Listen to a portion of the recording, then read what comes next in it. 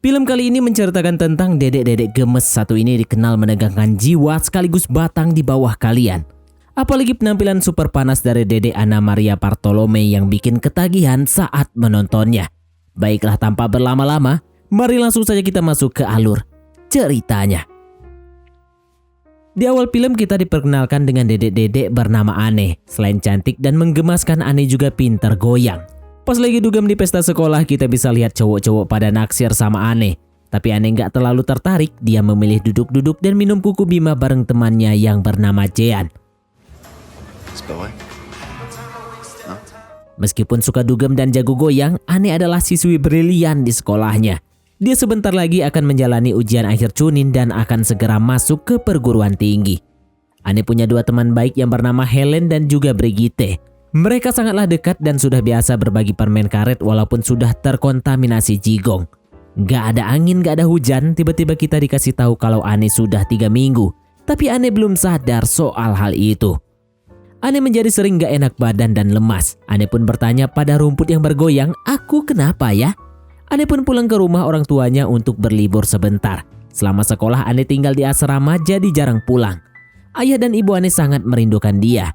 Merasa masih tidak enak badan, Anne pun pergi ke dokter yang selalu dia kunjungi dari kecil. Anne disuruh buka baju saat pemeriksaan. Pak dokter malah mencet-mencet perut Anne, lalu menyuruh Anne membuka cancutnya. Pak dokter pun langsung ngecek apa milik Anne lalu berkesimpulan bahwa dia hamidun. Ternyata Anne akhirnya tahu kalau dia hamil. Dia mau aborsi tapi Pak dokter nggak mau bantu karena itu melanggar peraturan negara dan juga agama.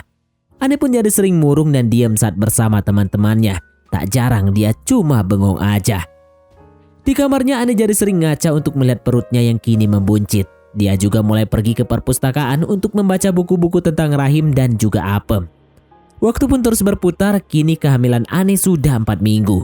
Diam-diam Anne pergi ke dokter kandungan. Di sana dia menguping obrolan ibu hamil sambil overthinking. Anne datang ke situ dengan memalsukan tanggal lahir. Dia juga ngaku anak kuliahan padahal dia baru kelas 3 SMA. Pas dia bilang ingin melanjutkan studinya, sang dokter langsung mengusirnya. Tapi Anne maksa dan akhirnya dikasih resep obat yang bisa bikin apemnya datang bulan. Kemudian Anne membeli obat itu dan mencucuk ke pahanya. Anne menahan rasa sakitnya dengan menarik napas secara teratur.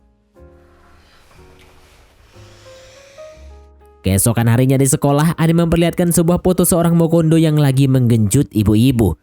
Brigitte mengatakan kalau itu bisa jadi skandal di sekolah. Dia kemudian menceritakan bagaimana dia sudah belajar tentang bercocok tanam sejak umur 10 tahun. Brigitte pun mempraktikkan cara yang baik dan benar dalam bercocok tanam, terutama posisi WOT dengan menggunakan guling. Brigitte malah terbawa suasana. Helen yang polos terlihat bingung, sementara Anne malah melamun memikirkan nasibnya yang begitu malang. Di minggu kelima, Anne mulai sering muntah-muntah. Bayinya sedikit demi sedikit sudah bertumbuh besar. Anne sudah tidak berselera untuk menjulit, walaupun dia sendiri tetap ikut Brigitte dan Helen menjulit sambil melihat cogan-cogan yang pada main bola. Di sini Anne berusaha memberi kode bahwa dia hamil, tapi kedua sahabatnya tidak mengerti. Anne juga merasa akan dijauhi Brigitte dan Helen kalau sampai mereka tahu. Jadi akhirnya dia memilih untuk tidak memberitahu ke mereka.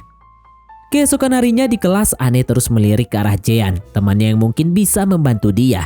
Tapi setelah Jean dikasih tahu bahwa Anne hamil, cowok itu langsung cabut dan gak bisa bantu. Tapi akhirnya Jean mengajak Anne ke rumahnya setelah dia dibuntuti terus sama Anne. Anne pun akhirnya menceritakan cowok yang mempusrengnya. Ternyata cuma cinta satu malam. Meskipun begitu, Jean tetap tidak bisa membantu Anne. Dia mau membantu Anne kalau dia boleh merasakan apa milik Anne. Awalnya Anne nolak, tapi akhirnya mereka bercocok tanam malam itu juga.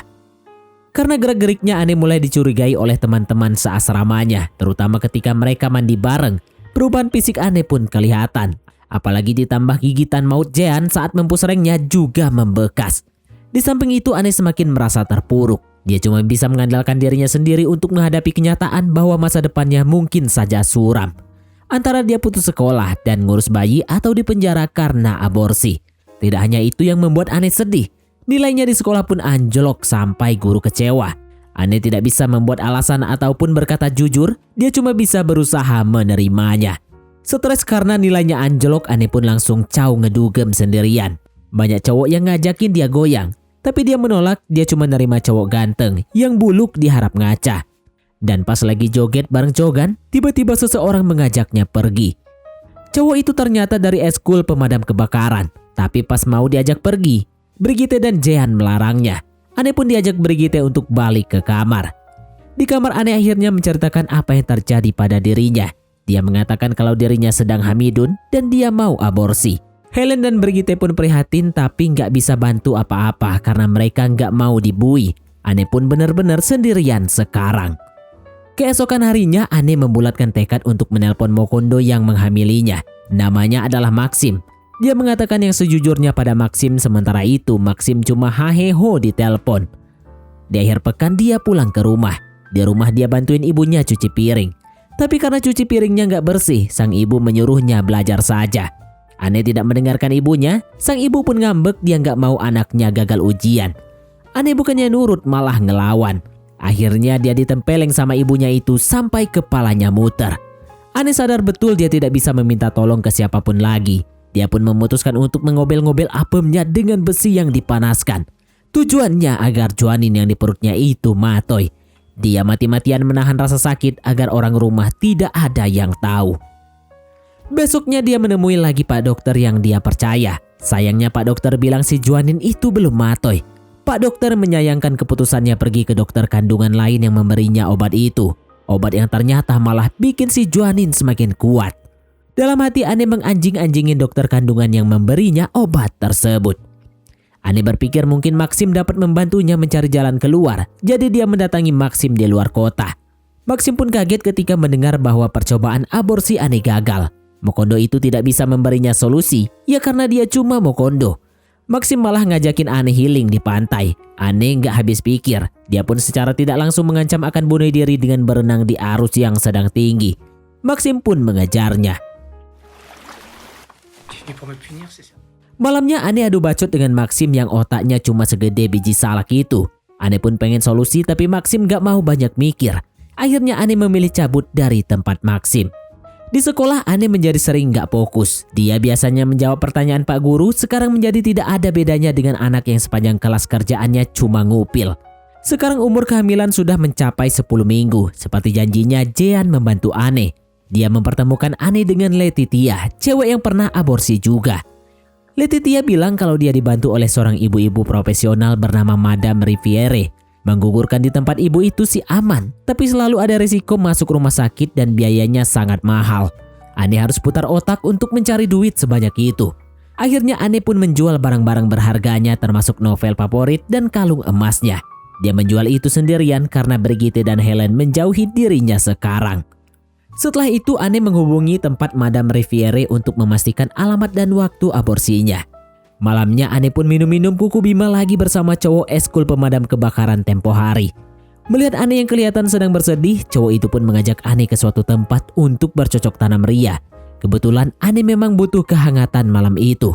Kesepian itu adalah pekerjaan yang melelahkan. Setelah bercocok tanam, Helen tiba-tiba masuk ke kamarnya dan Helen mengatakan kalau dirinya pernah pacaran sama om-om dan bercocok tanam dimanapun mereka bisa termasuk di gudang. Dia merasa bisa memahami Ane.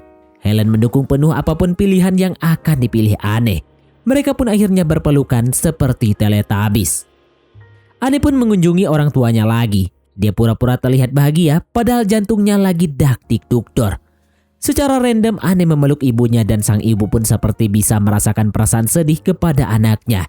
Dia cuma bisa bersedih melihat anaknya. Ane pun akhirnya pergi ke tempat aborsi. Dia ke sana sendirian. Tempat itu ada di sebuah apartemen kecil di pinggir kota. Madame Riviere mempersilahkan dia masuk. Ane langsung ditanyai beberapa hal untuk membantu proses aborsinya. Dia juga langsung membayar secara tunai.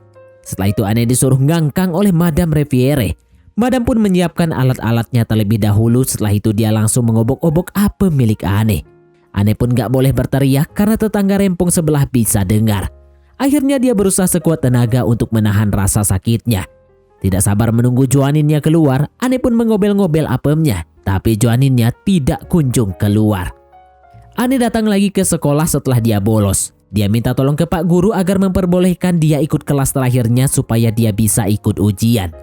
Ane juga mengatakan sejujurnya bahwa dia hamil dan tidak bisa fokus. Pak guru pun merasa simpati dan memberinya bahan untuk belajar mandiri. Karena jawaninnya tidak kunjung keluar, Ane pun mendatangi Madam lagi. Madam bilang dia tidak bisa membantu kecuali Ane mau nanggung resikonya sendiri. Kemudian Ane pun langsung setuju. Setelah melakukan percobaan aborsi lagi, malam itu Ane kesakitan sampai tidak bisa menahannya.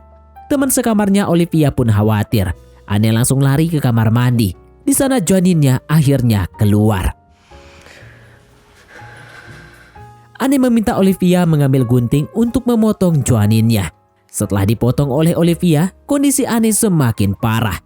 Olivia panik dan akhirnya memanggil tenaga medis. Ane pun langsung dilarikan ke rumah sakit. Di rumah sakit dokter mengatakan kalau Ane ini keguguran bukan aborsi. Ini artinya Ane tidak akan dipenjara dan bisa mengikuti ujian. Di akhir film kita akan melihat Ane akhirnya bisa mengikuti ujian akhir dalam keadaan yang sehat. Dan film pun tamat. Oke, baiklah, mungkin sampai di sini saja teman-teman untuk alur cerita film kita kali ini. Terima kasih buat teman-teman yang telah mengikuti alur cerita film ini sampai selesai. Sekian dari Mimin, sampai jumpa di konten berikutnya.